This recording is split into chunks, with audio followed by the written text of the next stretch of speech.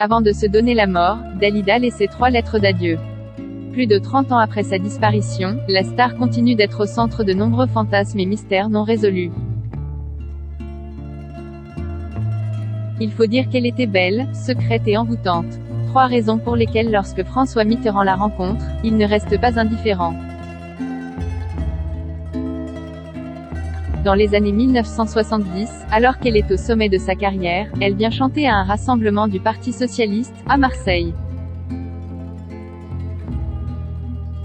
À la fin du show, Mitterrand insiste pour la rencontrer, nous rappelle Le Point. La chanteuse est impressionnée par le politique, qui, lui, est sous le charme de la star. Ils se reverront au Château Chinon, fief du leader socialiste pour ses 25 ans de vie parlementaire. Il lui offrira alors une immense gerbe de roses, sur scène, après qu'elle a fini sa prestation. Les rumeurs commencent alors à aller bon train. Officiellement, c'est une histoire d'amitié qui les lie. Dalida rencontre le cercle proche de François Mitterrand, en passant par Daniel Mitterrand mais aussi son fidèle ami Roger Hanin. Puis viennent les rendez-vous secrets à Montmartre, quoi évoquer Jacqueline Pitchol, épouse du psychanalyste de la chanteuse et l'une de ses amies proches. En 2007, cette dernière confie à Paris Match qu'elle était amoureuse de Mitterrand dès 1979.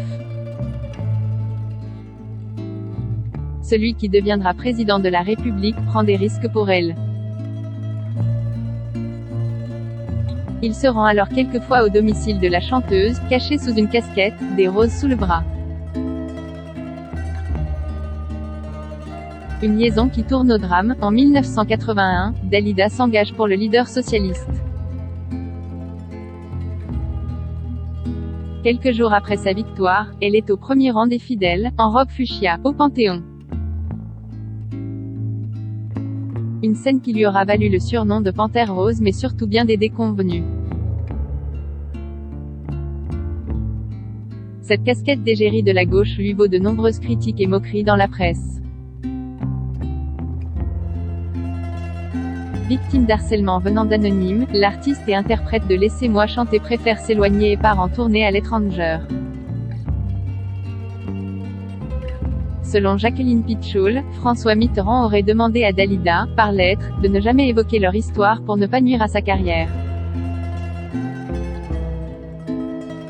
Aucun des 2 principaux intéressés ne démentira ou affirmera une quelconque liaison.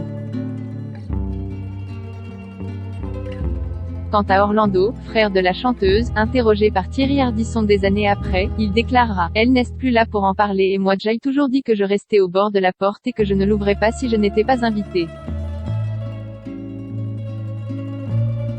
Un mystère qui restera donc entier.